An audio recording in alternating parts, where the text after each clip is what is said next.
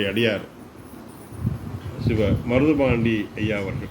திருச்சிற்றம்பலம்.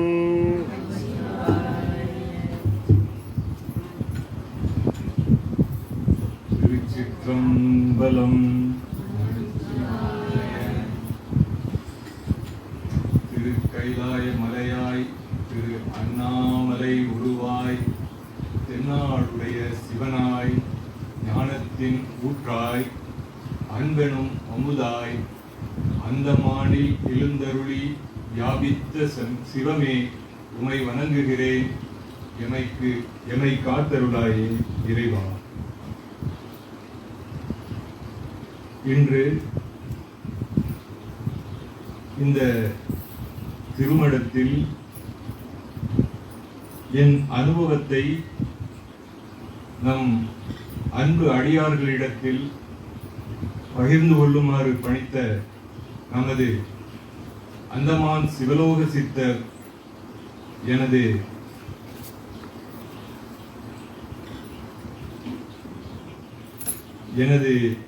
வாழ்க்கையின் நெறிமுறைகளை வகுத்து கொடுத்த என் அன்புக்கினிய ஐயா செல்வராஜா அவர்களை வணங்கி என் அனுபவத்தை தங்களிடம் பகிர்ந்து கொள்ளலாம் என்று இன்று வந்திருக்கிறேன்.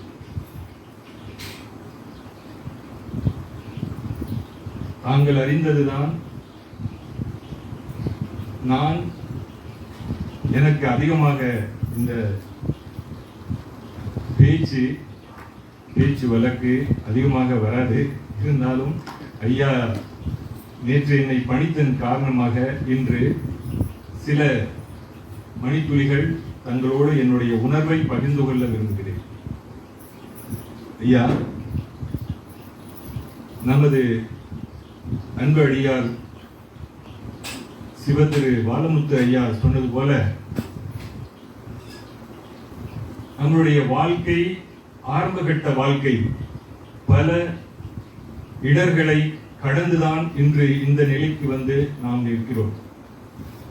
என்னுடைய இளமை காலமும் அப்படித்தான் ஐயா சொன்னது போல பல கஷ்டங்களை, நஷ்டங்களை எல்லாம் தாங்கி கடந்து வந்த பாதை. எனது பெற்றோர்கள் இங்கு வந்து அரசாங்க பணியில் சேர்ந்து பணிபுரிந்து கொண்டிருக்கும் பொழுது நான் இந்த ஊரில் மண்ணின் மைந்தனாக தோன்றினேன்.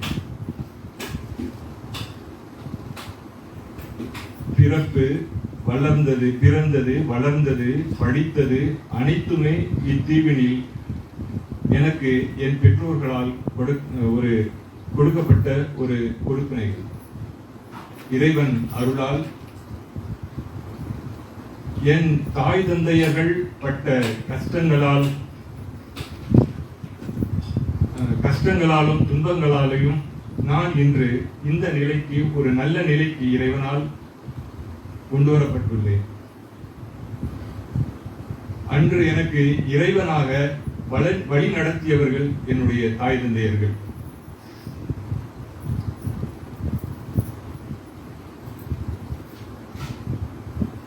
பல கஷ்டங்களை கடந்து நான் என் குடும்பத்தின் மூத்த மகனாக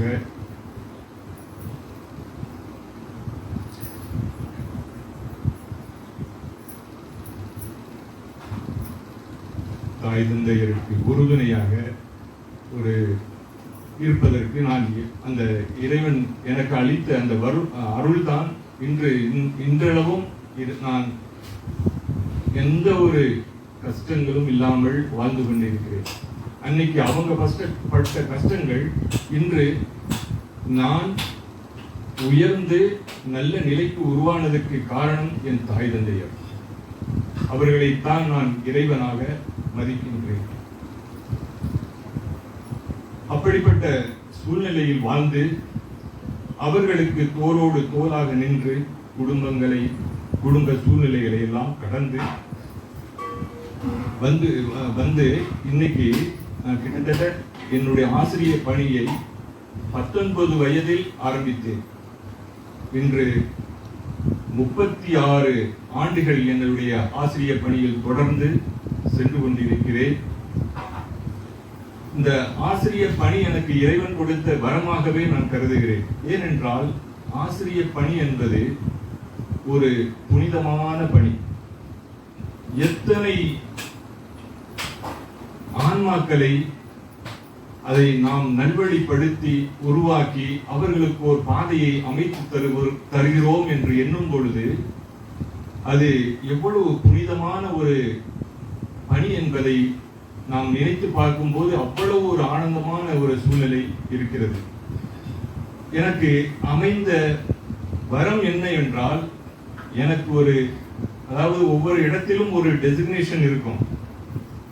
ஆனால் அதையும் மீறி இறைவன் எனக்கு கொடுத்தது என்னவென்றால், நான் ஒரு ஆரம்ப பள்ளி இளநிலை கல்வி ஆசிரியராகத்தான் நான் என்னுடைய பணியை ஆரம்பித்தாலும் எனக்கு ஐயா சொன்னது போல் என்னை இப்பொழுது வழிநடத்தி கொண்டிருக்கின்ற என்னுடைய 63 நாயன்மார்களில் ஒருவரான விரண்மிண்ட நாயனார் அவர் வழியில் நாம் கடந்து வந்திருக்கிறோம் என்பதை உணர்ந்து பார்த்தால் பெருமையாக இருக்கிறது. உண்மை, நேர்மை, இந்த ஒன்று இருந்தால் வாழ்க்கையில் என்னைக்குமே நாம் முன்னேறி கொண்டு போய்கொண்டே இருக்கலாம். பணம் காசு வரும் போகும், ஆனால் அது நிலைக்காது. இந்த ஒரு பொருள்தான், உண்மை பொருள்தான் நம்மளை உயர்த்தி கொண்டே செல்லும். அதை நாம் உணர முடியாது, ஆனால் கண்ணால் தெரியாது.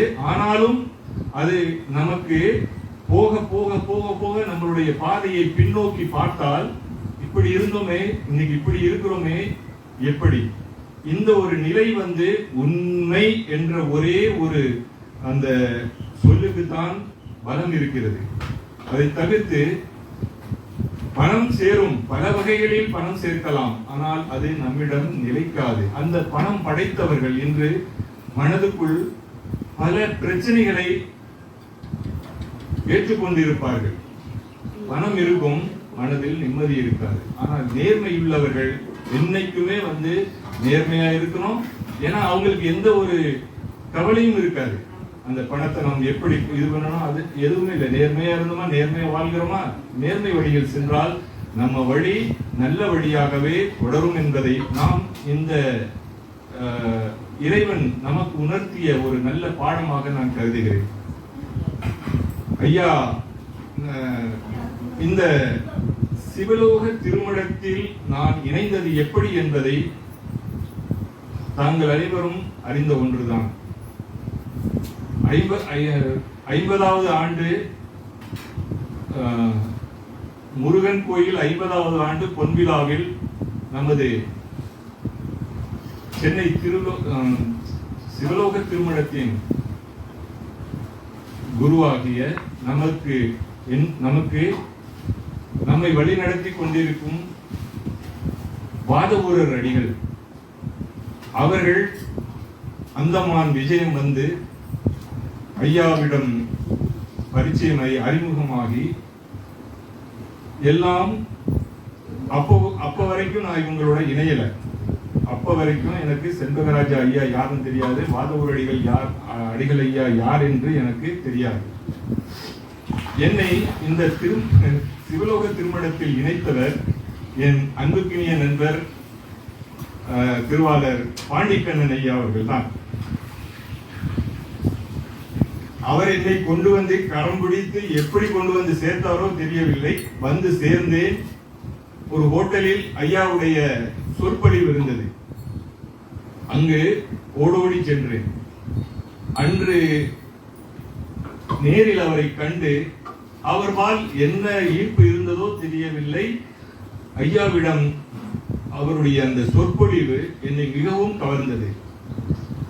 அதற்கு அடுத்ததாக பல சூழ்நிலைகளில் திருவாசக வகுப்பு,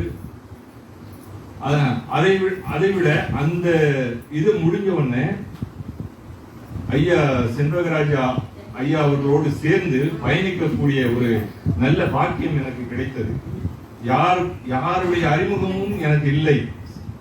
பாண்டிக்கண்ணனுடைய அந்த நட்பின் மூலமாக இவர்களுடைய அறிமுகம் கிடைத்தது. இங்கிருந்து நாங்கள் மத்திய அந்தமான், வட அந்தமான் தீவுகளுக்கு பயணப்பட்டோம். பல கோயில்களில் சொற்பொழிவுகள், ஜெகிலிப்பூர், மாயாபந்தர், ரெங்கர் என்று வரிசையாக ஒவ்வொரு இடங்களிலும் பல்வேறு நிகழ்ச்சிகள். ஐயாவுடைய ஆன்மீக சொற்பொழிவு காண்பதற்கு மக்கள் கூட்டம் அவ்வளவு அங்க பக்த கோடிகள் வந்து ஐயாவுடைய அந்த இதை கேட்டாங்க. அவர்களோடு நான் அன்று கூட ஒரு வார்த்தை கூட இவங்களோட உரையாடல் இல்லை. கூடவே இருப்பேன், பார்த்துக்கிட்டே இருப்பேன், ஆனாலும் பேச மாட்டேன். ஐயா ரெங்கத் தீவுக்கு வந்தாங்க. அப்போ ஒரே ஒரு வார்த்தை சொன்னேன், ஐயா இது நான் பிறந்து வளர்ந்த மண். இங்கே உங்களுடைய ஆசீர்வாதம், உங்களுடைய அந்த ஆன்மீக சொற்பொழிவு என்றைக்கும் நிலைத்திருக்கும்படி நீங்கள் உங்களுடைய அந்த சொற்பொழிவை ஆட்சி செல்ல வேண்டும் என்று அன்போடு கேட்டுக்கொண்டேன். அந்த நிகழ்ச்சியில் ஐயா வாதவூரடிகள் ஐயா அவர்கள், திரு வாதவூரடிகள் ஐயா அவர்கள், அவர்களுக்கு அன்றுதான் என்னை பற்றி அவர் எல்லாத்தையும் பார்த்துக்கிட்டு அப்சர்வ் பண்ணிக்கிட்டே இருந்தார். அன்னைக்கு அந்த மேடையில எல்லா மக்கள் கூட்டத்தின் நடுவில் அவ்வளவு பெருமையாக என்னை உயர்த்தி சொன்னார். அது இன்றளவும் மறக்க முடியல. நான் ஒரு சிறியவன். ஐயாவின் பார்வையில் நான் எங்கோ உயர்ந்திருந்தேன். அன்றிலிருந்து இன்று வரைக்கும், அன்றுதான் நம்ம சிவலோக சித்தர் ஐயாவினுடைய அறிமுகம் அந்த பயணத்தில் தான் ஏற்பட்டது. அன்றிலிருந்து தொடர்ந்த பயணம் இன்று வரைக்கும் தொடர்கிறது, தொடரும். இது இந்த இறைவனால், இறைபக்தியால் அவர் கொடுத்த ஒரு வரமாக நான் பார்க்கிறேன். இந்த சிவலோக திருமணத்தின் மகிமை என்னன்னு கேட்டீங்கன்னா, இங்க முதல்ல யாருக்கும் வருவதற்கு மனம் இருக்காது, வந்தால் செல்வதற்கு மனம் இருக்காது. இதுதான் இந்த சிவலோக திருமணத்தின் ஒரு அற்புதமான ஒரு கரிஷ்மா என்றே நாம் சொல்லலாம். அமைதி, அன்பு, அடியார்களினுடைய அன்பு, இங்கே வந்த ஒரு மன நிம்மதி எல்லாத்தையும் நாம் உணர முடியும். நான் இதுவரைக்கும் இங்கே இதை பற்றி எதுவுமே நான் பேசினதே இல்லை. இன்னைக்கு தான் மனம் திறந்து ஐயா நேற்று வந்து சொன்னாங்க, நீங்க கண்டிப்பா பேசியே ஆகணும், நீங்க பேசணும் அப்படின்னு சொன்னதுனால நான் இன்னைக்கு மனம் திறந்து சொல்கிறேன். இந்த சிவலோக திருமணம் இன்று மாணிக்க வாசக தவச்சாலையாக மாறி இருக்கிறது. அதனுடைய ஒவ்வொரு பரிணாம வளர்ச்சியை நாம் பார்த்தோம் என்றால் ரொம்ப அற்புதமாக இருக்கும். முதல்ல நாம் வழிபாட்டுக்கு இடமில்லாமல் ஒரு சின்ன ஒரு இடத்துல, சின்ன இடம், அந்த அது எந்த அந்த ஸ்டேட் பேங்க் அந்த பில்டிங்ல, அந்த அம்மா பில்டிங்ல போய் நம்ம வழிபாடு வாரம் போவோம் பிரேம் நகர்ல. அங்கே போய் சிறிது நேரம் அந்த வழிபாட்டை பண்ணிட்டு அங்கிருந்து வருவோம். அப்பெல்லாம் இதை பத்தி இந்த நம்மளுடைய இந்த அதாவது சிவலோக திருமணம் என்ற ஒரு இதே இல்லை. போவோம், ஒரு 4 திருவாசகத்தை படிப்போம், கருமுதல் திருவரையில் உள்ள பாடல்களை படிப்போம், தேவாரம் திருவாசகம் பாடல்களை படிச்சுட்டு வந்துருவோம். அவ்வளவுதான் நம்மளுக்கு ஆரம்பமே. அதுதான் என்னன்னே தெரியாம நம்ம பண்ணிக்கிட்டே இருந்தோம். போக போக போக போக அந்த இது அப்படியே மெருகூட்டிக்கிட்டே போனாங்க நம்ம ஐயா. எப்படி செய்தால் இந்த இந்த நம்ம இந்த சிவலோகம் உருவானது அங்கிருந்து அப்புறம் இதை இன்னும் கொஞ்சம் விரிவுபடுத்தணும், மக்களுக்கு கொண்டு போய் செலுத்தணும் அப்படின்ட்டு இங்க பாத்திரப்பூருக்கு வந்தோம். பாத்திராப்பூருக்கு வந்தோம். அங்க இருந்து அங்கேயும் ஒரு உருவ வழிபாடு இல்லை. சும்மா ஒரு போட்டோ வச்சு நம்ம வாட்டில் பஜனை பாடிக்கிட்டே இருந்தோம். வாரம் வருவோம், பேசுவோம், எல்லாரோடையும் சேர்ந்து கலந்து நன்றாக ஒரு இணைப்பு பாலமாக அமைந்தது இந்த சிவலோக திருமணம். பேசினோம், பல நிகழ்ச்சிகளை நடத்தினோம். திடீரென்று இறைவன் நமக்கு உணர்த்திய அந்த ஒரு மன உறுதி, நமக்குன்னு ஒரு இடம் வேணும்ன்றது இந்த இடத்துல அவர் அமர்ந்துட்டார். அவராக தேடிக்கொண்டு வந்த இந்த உருவாகிய இந்த இடத்துல ஒவ்வொரு அடியார்களும் இந்த சிவலோக திருமணத்தை கட்டமைப்பதற்கு பட்ட பாடு, அது எல்லாம் இறைவன் நமக்கு கொடுத்த பாடம். வாழ்க்கையில் நாம் கற்றுக்கொண்ட பாடமாகவே நாம் கருத வேண்டும். மனதில் உறுதி இருந்தால் நாம் எதையுமே செய்து முடிக்க முடியும் என்ற ஒரு நல்ல செய்தியை நமக்கு கொடுத்தருளியவர் நம்மளுடைய இறைநாதர். அந்த வகையில் நாம் முயற்சி எடுத்தோம். இதுல பாத்தீங்கன்னு சொன்னா இதுல பெரிய ஒரு பண வசதியோ உடல் வசதியோ உழைப்பு, அனைத்து மகளிர்களும் நம்ம மகளிர் அடியார்களை மனமாற வணங்க வேண்டும். அவ்வளவு உழைப்பு. அதான் சொல்லல, எது இன்னைக்கு நம்ம இந்த திருவடி அடியார்கள் கூட்டத்துக்குள்ள பார்த்தோம் சொன்னா ஆண் அடியார்கள் மிகவும் குறைவு, பெண் அடியார்கள் தான் அதிகமான கூட்டமாக இங்க இருக்கிறோம். இருந்தாலும் அவர்களுடைய வேகம் விவேகம் இந்த மடத்துக்கு பன்மடங்கு மெருகூட்டி கொண்டே செல்கிறது. ஒவ்வொரு விஷயத்திலும் சரி, அது வழிபாட்டிலையும் சரி, நம்மளுடைய அன்னதான நிகழ்ச்சிகளிலும் சரி, மற்ற கோயில் நிகழ்ச்சிகளிலும் சரி, ஐயாவின் வழிகாட்டுதலின் படி இன்று மிகவும் சீரும் சிறப்புமாக இந்த சிவலோக திருமணம் விளங்கி கொண்டிருக்கிறது. பல பேருடைய வாழ்க்கையில் நடக்கக்கூடிய ஒவ்வொரு துயரங்களும் கஷ்டங்களையும் இங்கு நாம் பகிர்ந்து அதற்கான தீர்வுகளை நம் மனதுக்குள்ளேயே நாம் தீர்வு கண்டு செல்கிறோம். இங்க நம்மளுடைய மனக்குறைகளை நாம் சொல்கிறோம். மனசு வேற ஒண்ணு இல்லை, நாம் சிவமாக நினைத்து பாவித்து யாரை வணங்குகிறோமோ அதுதான் நமக்கு மனசுக்குள்ள சிவமாக உருவாகி இருக்கிறார். அந்த சிவத்தை நம் மனதார வழிபட்டால் நமக்கு இருக்கிற எல்லா கஷ்டங்களும் வாழ்க்கையில் அப்படியே அத்து போகும். இதுதான் நாம் உணர்கின்ற சிவானுபவம். ஐயா இன்று கிட்டத்தட்ட 7-8 வருடம் ஆகிவிட்டது என்று நினைக்கிறேன். இந்த திருமணம் உருவாகி இன்று அந்த திருமணம் தவச்சாலையாக உருவெடுத்து நிற்கிறது. இந்த மாணிக்கவாசகர் தவச்சாலையில்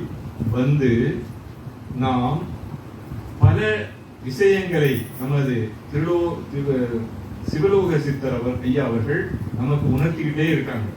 வாரம் நம்மளுடைய வாழ்க்கை நெறிமுறைகளை எப்படி நாம் நெறிப்படுத்துவது, எப்படி நம்மளுடைய உண்மையாக எப்படி இறைவனிடம் நாம் பக்தி செலுத்துவது என்பது. அதாவது சாமி கும்பிடுறோம், கோயிலுக்கு போறோம், கையெடுத்து கும்பிடுறோம், ஆனால் பல பிரச்சனைகளை நம்ம மனசுக்குள்ள போட்டு உருட்டிக்கிட்டே உட்கார்ந்துகிட்டு இருப்போம். இந்த நிலை மாற வேண்டும் என்று பல விஷயங்களை நம்மோடு பகிர்ந்திருக்கிறார். வாழ்க்கை என்றால் என்ன, பக்தி என்றால் என்ன, இதை அடைவதற்கு என்னென்ன வழிமுறைகளை நாம் செய்ய வேண்டும், எப்படியெல்லாம் நம்முடைய வாழ்க்கையை அமைத்துக் கொள்ள வேண்டும் என்று நம்ம ஐயா அவர்கள் தினம் தோறும் தன்னுடைய வாட்ஸ்அப் குரூப்லையும் போடுவாரு. இங்க வந்தாலும் வார வழிபாட்டிலையும் நமக்கு பல நெறிமுறைகளை அறிவுரைகளை வழங்கி கொண்டே இருக்கிறார். அதாவது நாம் கற்றுக்கொண்டது சிறிதளவுதான்.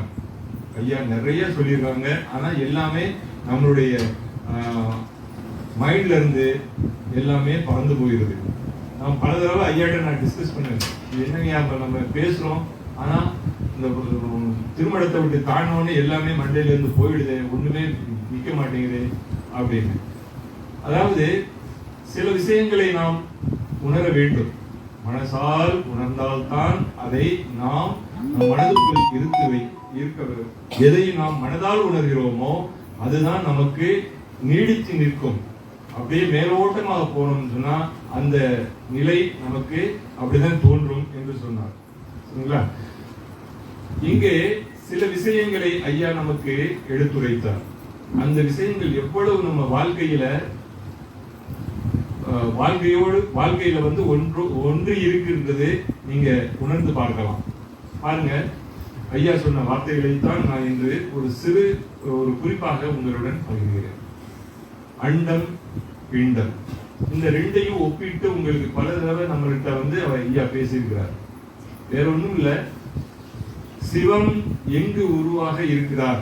நாம் சிவ வழிபாடு செய்கிறோம், ஒரு உருவ வழிபாடு செய்கிறோம். அந்த உருவம் எங்கு இருக்கிறார்? சிவம் அன்னைக்கு ஐயா சொன்னதுதான், சிவம் அருவமாகத்தான் இருக்கிறார், மாய தோற்றம் தான். அவருக்கு எந்த உருவமும் இல்லை. எப்படி நமது உள்ளம் நமக்கு தெரியாதோ உணர முடியும். நம்முடைய உள்ளத்தில் என்ன எண்ணங்கள் வருதோ அதை நாம் உணர முடியும். ஆனால் பார்க்க முடியாது, காண முடியாது. அதே போல் சிவத்தை நாம் நமக்குள் உணர வேண்டும் என்று அவர் பல முறை நம்மிடம் எடுத்து சொல்லியிருக்கிறார். நாம் அதாவது அண்டமும் பிண்டமும் சொல்லியிருக்கேன். இந்த பூமியானது நிலம், நீர், காற்று, நெருப்பு, பூமி. நிலம், நீர், காற்று, ஆகாயம், நெருப்பு. இந்த 5 சக்திகளால் உருவாகி இருக்கு. அந்த 5 சக்திகள் அதே மாதிரிதான் இந்த பிண்டம் சொன்ன நம்மளுடைய உடல். இந்த பிண்டமும் அந்த 5 இந்திரியங்களால் ஆனதுதான் நம்மளுடைய இந்த பிண்டம். தலைக்கு நம்ம தலைப்பாகத்துல பாருங்க, அந்த 5 இந்திரியங்களும் இருக்குது. இதை நாம் இறைவன் கொடுத்த ஒரு வரமாகத்தான் பார்க்க வேண்டும். மொத்தம் மலம் சோறும் 9 துவாரங்கள். 9 துவாரத்துல பார்த்தோம் சொன்னா 7 துவாரங்கள் நம்மளுடைய மண்டையில் இருக்கு. 2 கண்கள், மூக்கு துவாரம் 2, வாய், காது துவாரம் 2, மொத்தம் 7. சரிங்களா? மலம் வெளியேறும் துவாரங்கள் 2. ஆக நம்மளுடைய இந்த 5 சக்திகள், நிலம், நீர், காற்று, அதாவது வெட்டவெளி, ஆகாயம், இன்னொன்னு நெருப்பு. இந்த 5 சக்திகள் எதுன்னு கேட்டோம்னு சொன்னா பஞ்சபூதங்கள். பஞ்சபூதங்கள் எப்படின்னு சொன்னா நம்ம ஃபர்ஸ்ட் சொல்றோம் வெட்டவெளி, அதாவது ஆகாயம். ஆகாயம் சொன்னா அதுல நமக்குள்ள எது வருதுன்னு சொன்ன, வெளியில பார்த்தோம்னு சொன்னா ஆகாயம். நம்ம உடலில் அந்த காமம், குரோதம், கர்வம், இது வந்து காமம், கோபம், மோகம், குரோதம், இதெல்லாம் வந்து வெட்ட வெளிச்சமானவை. ஒரு மனிதனுக்குள் இதையெல்லாம் உணர்வாக அடங்கி இருக்கிறது. அதே மாதிரி காற்று. காற்று என்பது நம் உடலில் உயிராக ஓடிக்கொண்டிருக்கிறது. நமக்கு வெளியில வந்து காற்று, அண்டத்தில் வந்து காற்று இருக்கு. நம்ம உடல்ல வந்து அந்த காற்றானது உயிராக கலந்திருக்கிறது. உயிர் இருந்தால்தான் இயக்கம் இருக்கும். இயக்கம் என்றால் நாம் நடக்கிறோம், உட்கார்ந்து இருக்கிறோம், நம்மளுடைய ஒவ்வொரு செயல்பாடுகள், இதுதான் மனிதனுடைய இயக்கம். அந்த இயக்கத்திற்கு காரணம் கர்த்தா எதுன்னு கேட்டா உயிர். அந்த காற்று இல்லை என்றால் அது ஒரு ஜட பொருளாக மாறிவிடும். அதுக்கடுத்தது நெருப்பு. நெருப்புல நம்ம பார்த்தோம்னு சொன்னா 3 வேளையும் நமக்கு பசி எடுக்கும். பசி எப்படி எடுக்கும் கேட்டா, நம்ம உடல் இருக்கக்கூடிய அந்த உஷ்ணமானது நம்மளுடைய உள்ள இருக்கக்கூடிய அந்த பாகத்தை இயக்கக்கூடிய சக்தி அந்த நெருப்புக்கு தான் இருக்கிறது. உடல் சோர்வடைகிறது என்றால் அதுக்கு காரணமும் நம்ம உடம்புல வந்து நெருப்பு, அதாவது அந்த நெருப்பானது குறைகிறது. ஹீட், உஷ்ணம், உடலில் உள்ள உஷ்ணத்தின் காரணமாகத்தான் நம்மளுடைய ஒவ்வொரு செயலும் நடக்கிறது. அதாவது நம்ம உள்பாகங்கள் வந்து இயங்குது என்றால் அதற்கு சரியான உஷ்ணம் இருக்க வேண்டும். அப்பதான் நம்ம சாப்பிடக்கூடிய அனைத்து பொருட்களும், நம்ம என்னென்ன சாப்பிட்றோமோ அதெல்லாம் ஜீரணிக்க தேவை அந்த உஷ்ணம். உஷ்ணம் இல்லைன்னு சொன்னா என்னாகும்? நம்மளுடைய அந்த ஜீரண சக்தி குறைவாகும். ஜீரண சக்தி குறைந்தால் பின்பு நமக்கு பல வியாதிகள் உருவாகும். சரிங்களா? நெருப்பு. அடுத்து நம்மளை உறக்கம், தூங்குறோம். தூங்குறதுக்கும் நமக்கு அந்த உஷ்ணம் தேவை. பசி, உறக்கம், அதே மாதிரி நம்ம வேலை பார்க்கறதுக்கு சுறுசுறுப்பா இருக்கிறதுக்கும் அந்த உஷ்ணம் நம்ம உடல்ல தேவை. வெளியில எப்படி நம்மளுக்கு சூரியன் நமக்கு வெளிச்சத்தை கொடுத்தவனே எல்லாமே நல்ல ஒரு இந்த பூமியில் இறங்கக்கூடிய அனைத்து உயிர்களும் நல்ல இயங்கும். சூரிய ஒளி வந்தவுடனே இயங்குது.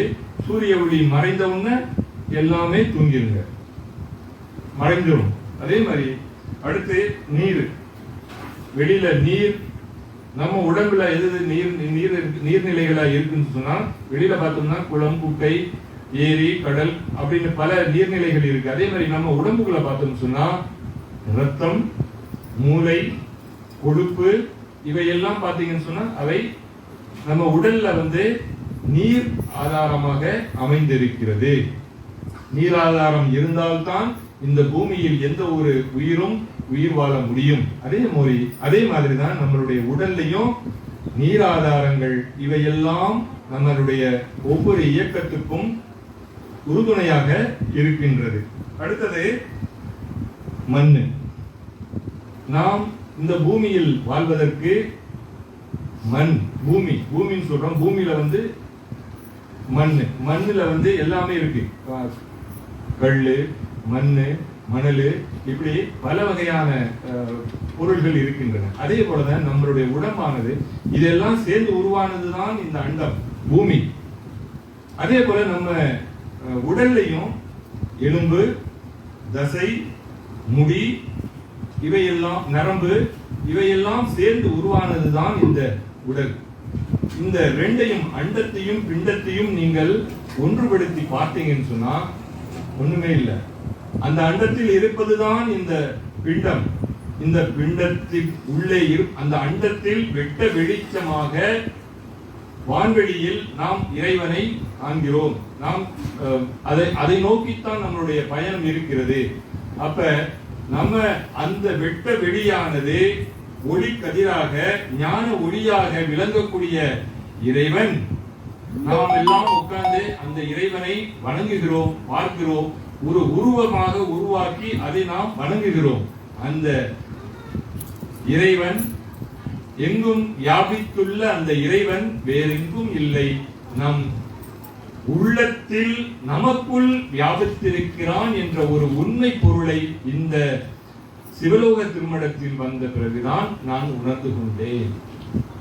இது நமது சிவலோக சித்தர் ஐயா நமக்கு நன்றாகவே புரிய வைத்தார், நன்றாகவே நமக்கு அருளினார். ஒவ்வொரு நாளும் நாம் உணரக்கூடியது இந்த இறைவன் வேறெங்கும் இல்லை, நமக்குள் இருக்கிறான், ஞான ஒளியாக இருக்கிறான். அவனை நாம் என்றும் வழிபட வேண்டும். அதை நாமளே நாம் நெறிப்படுத்தி கொண்டால், உண்மை பரம்பொருள் என்று சொல்கிறோமே, அந்த உண்மை பரம்பொருள் வேறெங்கும் இல்லை, நமக்குள் வியாபித்திருக்கிறான் என்ற உண்மையை நாம் உணர்ந்து கொண்டாலே நம்மளுடைய வாழ்க்கை நெறிமுறைகள் சீர்பெறும், நன்றாக நாம் வாழ்க்கையில் முன்னேற முடியும் என்பதை கூறி உங்களிடம் விடைபெறுகிறேன். நன்றி, வணக்கம்.